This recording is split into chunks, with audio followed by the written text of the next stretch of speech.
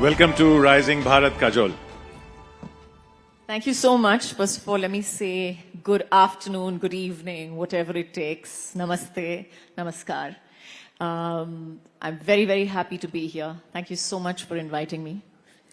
ये बताइए, even your mother used to go only by her first name.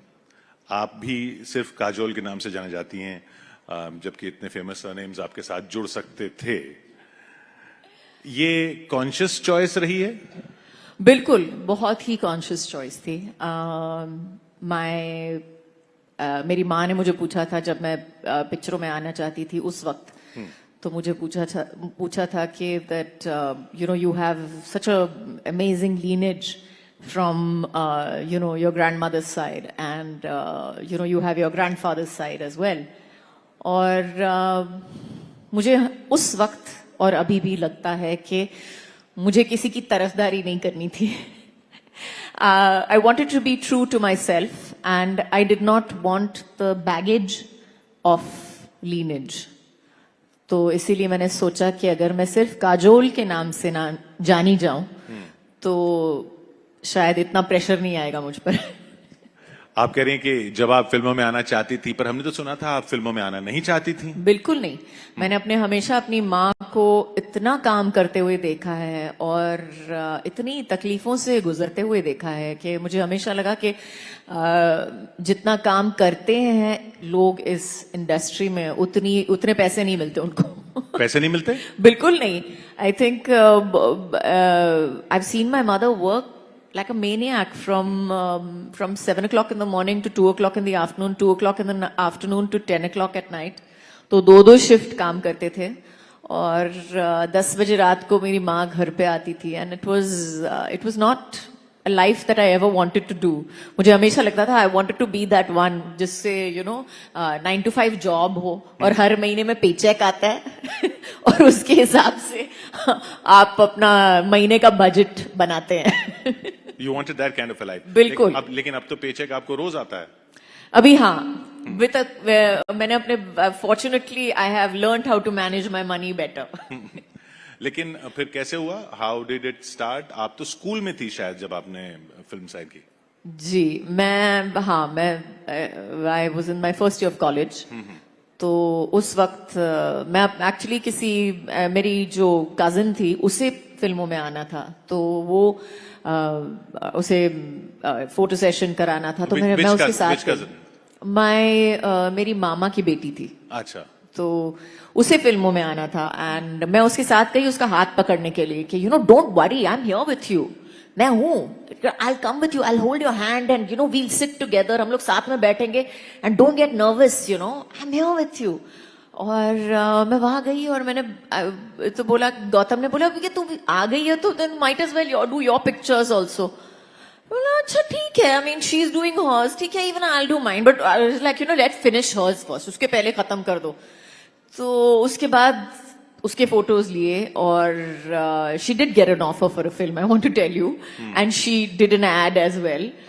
But she was like okay this is not my scene, ये मुझे नहीं करना है. और मुझे भी एक ऑफर मिली पिक्चर के लिए फॉर बेखुदी और मुझे करनी थी, तो मैंने कर ली और मुझे लगा कि ये जिंदगी जो है दिस सूट्स मी. ये रियलाइजेशन कब हुआ? आप तो कह रही थी कि आप अपनी I think I had so much fun उस वक्त, और आज तक मुझे लगता है कि work was my whole plan at that point of time was to have as much fun as possible. और मुझे बहुत अच्छे लोग मिले, touch wood. I met Mickey Contractor, I met Gautam Rajadaksh, I met Rahul Uncle and Kamal Sadana and Kamal ji, who was my cinematographer at that point. So unhone, I was 16 years old. I was 15 and a half actually. So I was 15 and a half और मुझे सबने इतना literally मुझे लगा कि मुझे पाल पोस के बड़ा किया उस 1-2 सालों में. और I had such a good time that I could not imagine, I couldn't imagine going and sitting in an office somewhere and having as much fun or meeting as many people that I connected with or felt on, so much like so much a part of basically my tribe, as you would call it. लेकिन वो अब आप कह रहे हैं कि lineage ने आपको नहीं चाहिए थी, लेकिन वो मिला तो इसी वजह से ना, लिनेज की वजह से. Probably, I would like to believe that it had something to do with my talent as well. और हमने जो शुरुआत के जो पिक्चर्स देखी थी उसमें सैफ अली खान थे साथ में. जी. और फिर वो चेंज हो गया था. जी. तो उससे आपको कुछ डिसअपॉइंटमेंट हुई? एक्चुअली मुझे फिल्मों के बारे में उस वक्त इतना पता नहीं था कि मैं डिसअपॉइंटमेंट या हैप्पीनेस फील करूं. But yes, of course, Seth was really cool. He was a great guy to work with. And yes, I was like, okay, why are we changing him? मुझे कुछ समझ में नहीं आया कि उसे क्यों निकाला गया था या जो भी है. निकाला गया था? मतलब हाँ. उसने क्यों पिक्चर छोड़ दी. But yes, but of course again, Kamal was lovely to work with. So like I said, I was too young at that point of time to realize, क्या हो रहा है, क्या नहीं हो रहा है, etc. उसके बाद इतने साल गुजर गए और आप अभी तक फिल्में कर रही हैं. अभी एक माँ फिल्म आ रही है आपकी. जी. और हम नाम नहीं लेंगे, लेकिन वो जो कंटेम्प्रेरीज उस टाइम की आपके साथ थी, वो काफी पीछे रह गई हैं. और आप अभी भी एक तो वैसी की वैसी लग रही हैं और वैसे का वैसा काम कर रही हैं, और वही फन जो आपने कहा वो आप अभी भी कर रही हैं. Absolutely. I would love to say that, but I would just like to clarify this, which I have said before, that I was never any part of any rat race. तो मैंने कभी जो है अपने आप को किसी नंबर के हिसाब से देखा ही नहीं. नंबर 1 जो होता है वो देखता ही नहीं है. बिल्कुल नहीं. I was never, everybody else was 1 to 10 to 100. मैं तो रेस में ही नहीं थी. तो मैं अभी तक मैं बोलती हूँ कि मैं रेस में ही नहीं हूँ. वो रेस जो है वो सब खेल रहे हैं, रेस कर रहे हैं एक दूसरे के अगेंस्ट, लेकिन मैं तो रेस में हूँ ही नहीं. और if you look at my filmography also, I was actually looking at it the other day, and I probably am the least worked actor in the whole film industry. पूरी film industry में मुझे लगता है कि जो लोग अभी recently आए हैं उन्होंने ज्यादा काम किया होगा मुझसे ज्यादा. I think my filmography is what about 50 films, 55 films, that's it. तो आप चूजी हैं या लेजी हैं? दोनों. बिल्कुल. I choose to be lazy. I choose to be lazy. I choose to have a slower life. I choose to enjoy my life as is along with working. I think working should be a part of my life, not apart from my life. And in every which way, I think I have found a balance to life. और जो हर चीज जो होती है, मुझे अपनी coffee बहुत पसंद है. सुबह की coffee, slow mornings. I like my slow morning. I like waking up late. I don't like waking up early. तो काम के लिए अलग बात होती है. But so it's just I like the small things and I like my life. जो है जिंदगी जो है वो अगर हम अब नहीं जिएंगे तो कब जिएंगे. और बच्चे नहीं कहते कि आप तो इतनी बड़ी स्टार थी और क्यों इतना ज्यादा पीछे कर लिया आपने आपको? मेरे बच्चे तो मुझे बोलते रहते हैं, मुझे बहुत गिल्ट देते हैं कि why do you have to work. वो अलग है. Why do you have to work, why can't you sit at home. और आप घर पे बैठ के बाकी माओं को देखा है, मतलब आते हैं मेरे स्कूल पे मुझे पिकअप करने के लिए, यहाँ पे आते हैं मेरे साथ, वहां पे. I was like thank you, I am not on the WhatsApp group and I don't plan to be. I am enjoying working and you will respect me more when you grow up. So I'm waiting for them to grow up. ये बताइए, तब की फिल्में जब से आपने start किया और अब जो है OTT पे भी जो कंटेंट है, उसमें आप अपने लिए क्या फर्क देखती हैं? अपने लिए बहुत फर्क देखती हूँ. मुझे लगता है कि आज के जमाने में जो एक्टर्स हैं, we are very lucky. We are very lucky right now as actors because it's a fabulous time for actors. I think all across the globe right now, but with the OTT most especially, yes, it's a fabulous time for actors, and because we are getting a variety of roles that are not age specific, most importantly. So it has nothing to do with any kind of measurement. आपकी उम्र का measurement नहीं है और आपके figure का measurement नहीं है उसमें. And it's wonderful because we have the choice in front of us, and you don't have to look a particular way feature wise, or in any which way. It really has to do with your talent, and it really has to do with the kind of work. You can do a variety of work right now and still be called a big star. It doesn't only have to do with which songs do well of yours, or if you have like a film in which you are the main lead or not. तो पहले ऐसा ये pressure रहता था कि ये गाना नहीं चला फिल्म सैटरडे मुझे कभी ऐसा प्रेशर नहीं था, लेकिन जैसे आपने कहा बहुत सारे लोग उस रैट रेस में थे, तो जरूर ये प्रेशर था। और उस वक्त भी एक लोगों का नजरिया था हमारी तरफ, to look at actors also and actors looking at themselves. जो एक्टर्स खुद को देखते थे वो अपने आप को सबसे ज्यादा जज करते थे, और सबसे बड़ी जजमेंट यही होती थी। और शायद हीरोज के लिए मैं कहूंगी कि अभी तक है कि बॉक्स ऑफिस में आपकी पिक्चरों में ने कितना कमाया है, and which song has done well, and do you have a hit song or not this year. And it had nothing to do with whether you are a good actor, what kind of a role you had, was it a fabulous role, and did you get a lot of accolades, did you get a lot of praise for it? I wouldn't say accolades because that includes awards, wo puri alag kahani hai altogether. लेकिन so today I feel आपके पास भी actors आपने, क्योंकि sorry आपने award की बात की, और ये बात बहुत लोग उस तरह से नहीं कर सकते जैसे आप कर सकती हैं। ये अवार्ड्स आपको भी ऑफर होते थे, या कुछ होता था कि आप ये कर लीजिए तो अवार्ड मिल जाएगा? मैंने एक्चुअली उनको इतना इतनी इम्पोर्टेंस नहीं दी, तो शायद मुझे इतनी ऑफर नहीं हुए। आई थिंक मैंने हमेशा कहा था, उस वक्त भी कहा था, तो और मुझे अभी तक भी लगता है कि अवार्ड्स जो है दे आर मोमेंटरी। वो 1 मिनट होता है, 5 मिनट 5-10 मिनट होते हैं, आप स्टेज पे जाते हैं और ऐसे thank you so much, I want to thank my parents, I want to thank my मैंने पेपर पढ़ के पूरी लिस्ट लिखी है कि ये 200 लोग हैं जिनको मुझे थैंक करना है।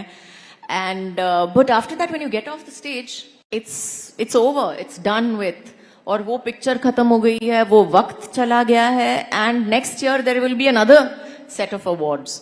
तो उस वक्त क्या करेंगे आप? And so I really think they are momentary. You have to satisfy yourself. और हर करियर में जो भी, I think people who are truly successful have learned how to satisfy themselves rather than anybody else. तो आप पीछे मुड़ के अपनी फिल्मों पे नजर नहीं डालती, या उन फिल्मों पे जो कहा जाता है कि आप कर सकती थी आपने नहीं की और वो सक्सेसफुल हो गई? आज अभी सुबह हमारे साथ सनी देओल थे, वो गदर की बात कर रहे थे, और उसमें आप भी तो हो सकती थी। आपको ऑफर हुई थी, ऐसा हमने सुना? नहीं, गदर मुझे ऑफर नहीं हुई थी। It was a rumour. Lot of films were offered to me, I will say that.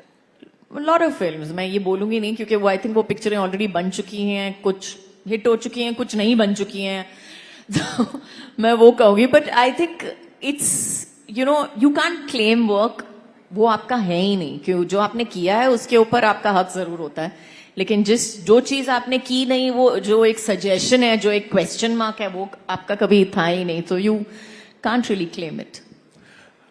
आपकी बेटी फिल्मों में आना चाहती है, या वो भी नहीं?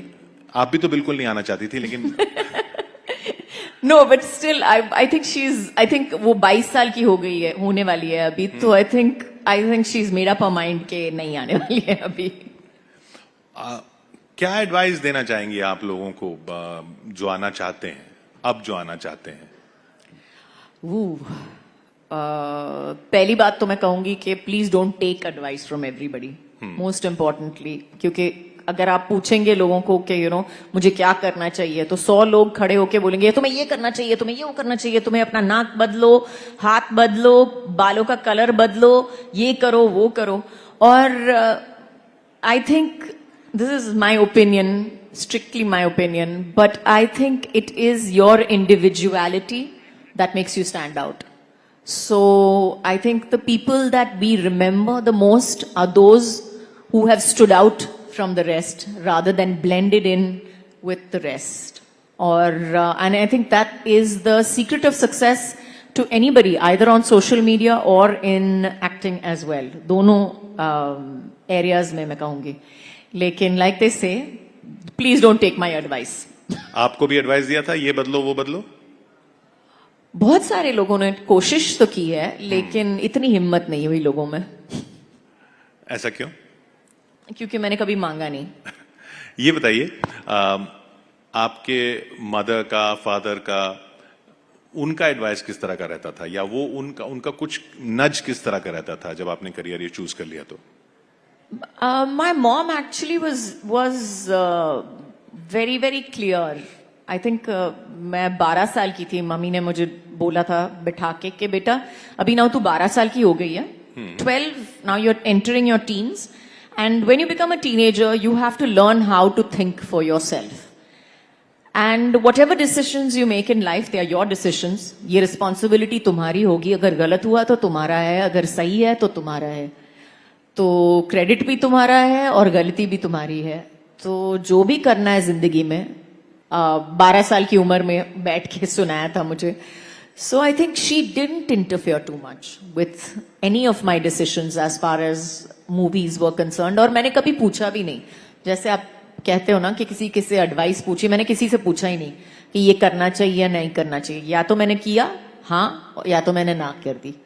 तो even my dad for that matter, he was very clear. He was like you decide for your self कि तुम्हें क्या करना है. सो कौन सी चीज आपको लगता है इस पूरे इंडस्ट्री में ओवररेटेड है? बहुत सारी चीजें और बहुत सारे लोग भी ओवररेटेड हैं, बट मैं कहूंगी कि सबसे ज्यादा चीज जो मुझे लगती है ओवररेटेड है